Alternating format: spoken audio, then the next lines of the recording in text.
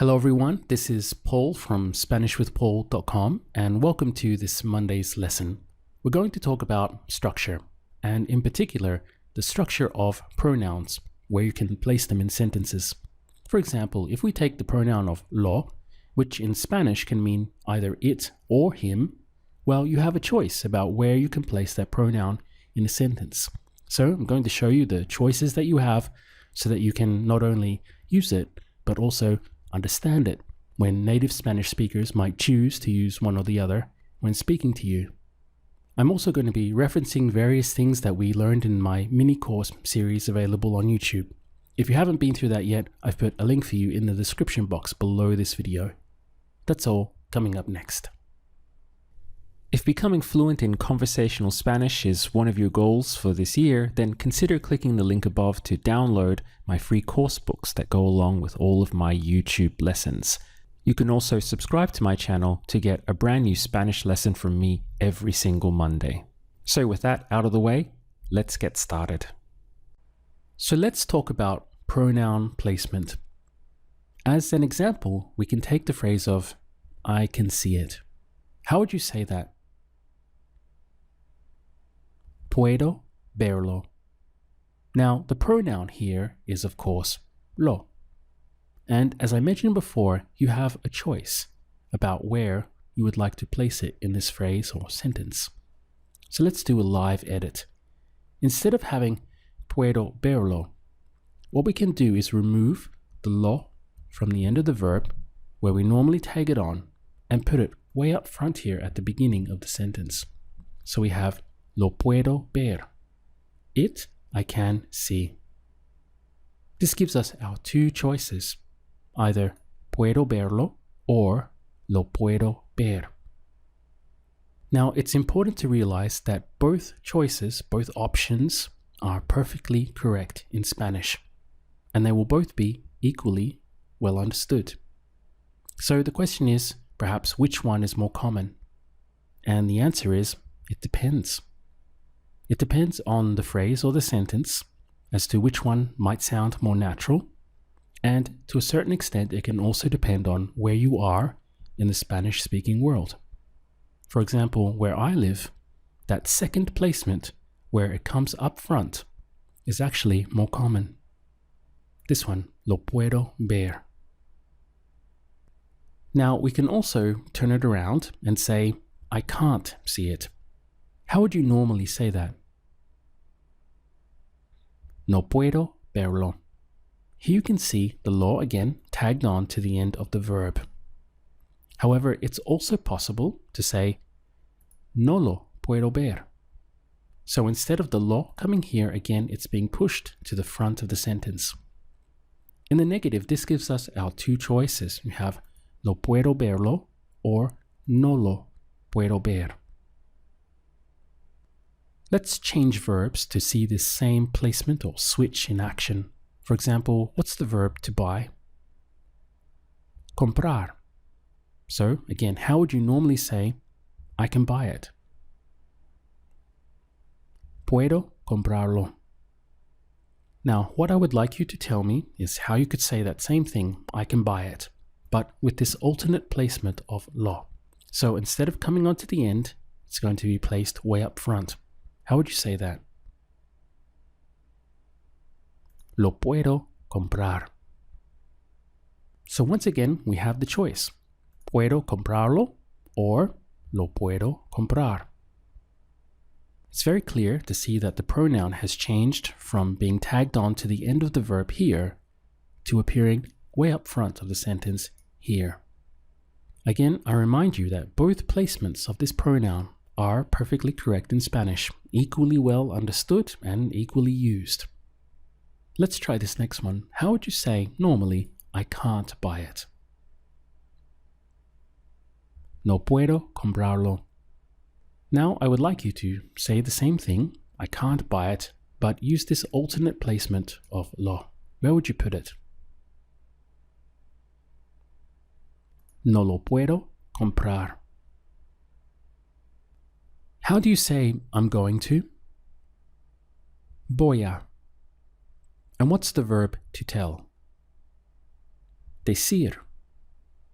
Now, to express to tell him or to tell her, we use the pronoun of le. It literally means to him or to her. So we take the verb decir and we tag on the pronoun of le. To tell him or to tell her, decirle. So how would you say, I'm going to tell her? Voy a decirle. Now here again, we have a pronoun. Just the same as lo, le is also a pronoun. So we have that alternative placement as an option.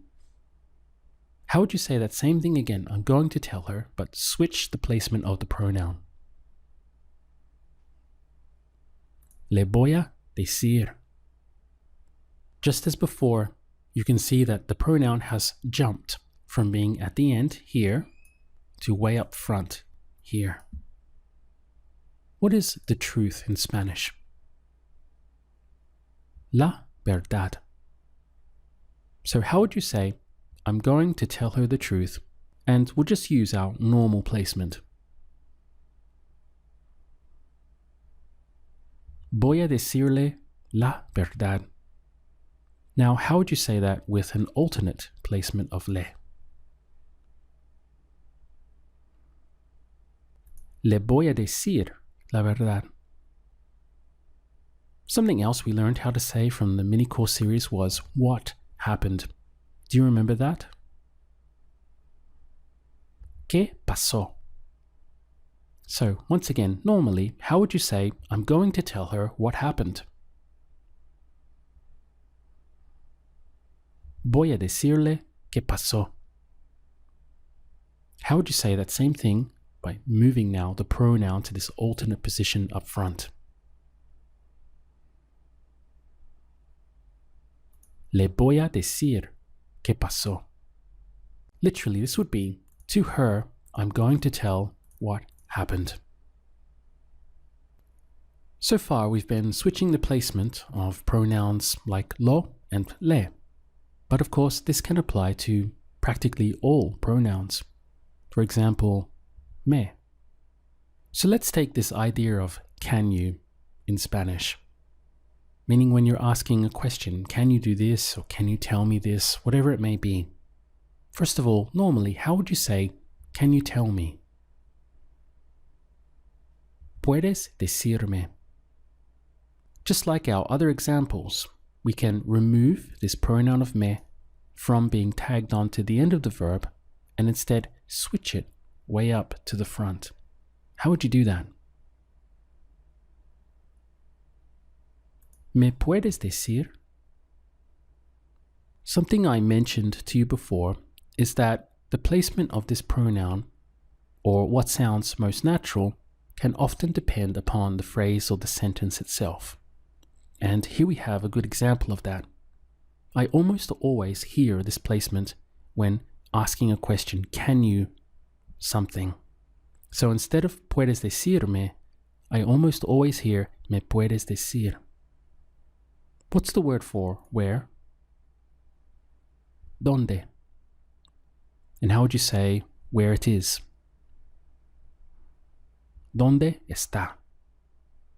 Now, how would you say, using this alternate placement, can you tell me where it is? ¿Me puedes decir dónde está? What's the word for how? ¿Cómo? Once again, with alternate placement, how would you say, can you tell me how to do it? ¿Me puedes decir cómo hacerlo? To express how to get there, what you will literally say in Spanish is how to arrive. What's the verb to arrive? Llegar. So, how would we say, can you tell me how to get there? Literally, can you tell me how to arrive? Remember, we're going to use this alternate placement of me to make the question sound as natural as possible.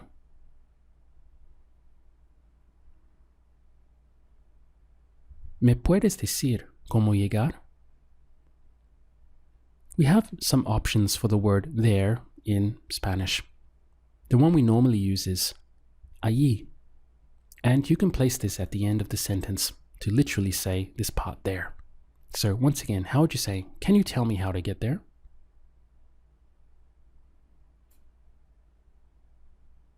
¿Me puedes decir cómo llegar allí? There are many occasions where you will want to be more specific and say exactly what it is that you're looking for. For example, the bathroom. In Spanish, this is often referred to as el baño. So let's try to ask that now. Again, with this more natural placement of me, how would you say, can you tell me where the bathroom is, please?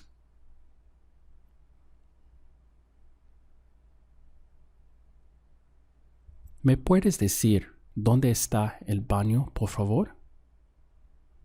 Just as a side note for you, something that can often catch people out in Spanish-speaking countries is this word baños. It's what they learn for bathroom from typical Spanish courses. However, there are many times when this will not be displayed in supermarkets or restaurants. There is an alternate word that they use, and this is sanitarios. What's the verb to help? Ayudar. Now, how would you normally ask, can you help me? ¿Puedes ayudarme? Here you can see the pronoun tagged on to the end of the verb. But again, what is more common to hear, especially in combination with puedes, is this version. ¿Me puedes ayudar? You can see the pronoun has jumped from the end of the verb up to the front. Try it again for yourself. How would you say, can you help me please? ¿Me puedes ayudar, por favor? What's the verb to call? Llamar. And to express to call him or to call her, just like decir, we're going to use the pronoun of le. Because in Spanish, you normally call to someone, to him or to her. So we get the sound of llamarle. How would you say, with normal placement, I'm going to call him? Voy a llamarle. Now switch into the alternate placement of le and say the same thing. Le voy a llamar. I'm going to call him tonight. Again, stay with this alternate placement of le. Le voy a llamar esta noche. Something I often hear, instead of saying llamar, native speakers will use the verb marcar. This literally means to dial. So instead of I'm going to call him tonight or her, they'll say I'm going to dial him or her tonight. So you'll often hear le voy a marcar esta noche. If we took the pronoun from here up front, le, and put it tagged on to the end of the verb, voy a marcarle esta noche, this would still be perfectly understood. It's perfectly correct Spanish. But it's not what I normally hear native speakers use. It's not the placement I normally hear. So if you want to copy exactly how they naturally say it, then you would adopt this placement here. Le voy a marcar esta noche. I'll give you a couple more examples of where the placement of the pronoun can very often depend upon the phrase itself. For example, how do you say, I have to? Tengo que. Now say, I have to do it. Tengo que hacerlo. Here, as you can see, we obviously have the pronoun of lo hooked on to the end of the verb. But it's also possible to place it up front and say, lo tengo que hacer. But this particular placement with tengo que is something that I've rarely heard, even though it's still perfectly correct. So here we have an example of where both options are possible, but 99.9% of the time, native speakers will hook it on here. Now, if we look at an opposing case on the other hand, something like I'm going to call him, normally how would we say that? Voy a llamarle. So we're hooking the le onto the end of the verb. In this particular phrase, it's more common for me to hear Spanish speakers put this up front. So we have le voy a llamar or le voy a marcar. So what we have here is two examples. One where it sounds completely unnatural really to me to have lo placed here, even though it is correct. I rarely hear it. So with the pronoun up front. However, in another phrase like I'm going to call him, it's less natural or slightly less natural to have it here. Instead, it's far more common for me to hear native speakers put it up front. Let's finish off with a 10-question drill. I would like you to use the alternate placement of the pronouns for all of these questions. Let's start with, I'm going to buy it tomorrow. Lo voy a comprar mañana. I don't want to buy it today. No lo quiero comprar hoy. I can call you later. Te puedo llamar más tarde. I can't see it here. No lo puedo ver aquí. Can you help me, please? ¿Me puedes ayudar, por favor? Can you tell me what happened? ¿Me puedes decir qué pasó? What's the verb to explain? Explicar. Can you explain to me what happened last night?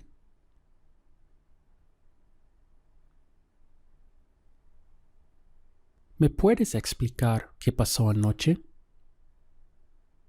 I'm not going to tell him the truth. No le voy a decir la verdad. What's the verb to find? Encontrar. I can't find it. I don't know where it is.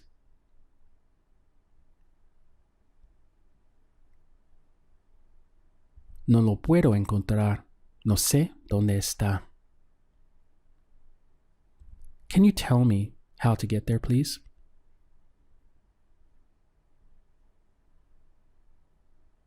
¿Me puedes decir cómo llegar allí, por favor?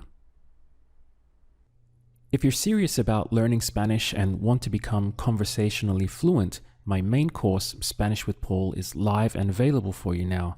Inside you'll get my complete course, none of which is available on YouTube, and also my personal attention to make sure you achieve conversational fluency in the fastest time possible. In short, if you like my free lessons on YouTube and the results they're giving you, then you'll love what I have for you inside the main course. You can click the link on the screen now to find out all the details. So with that said, I look forward to seeing you again in my next video.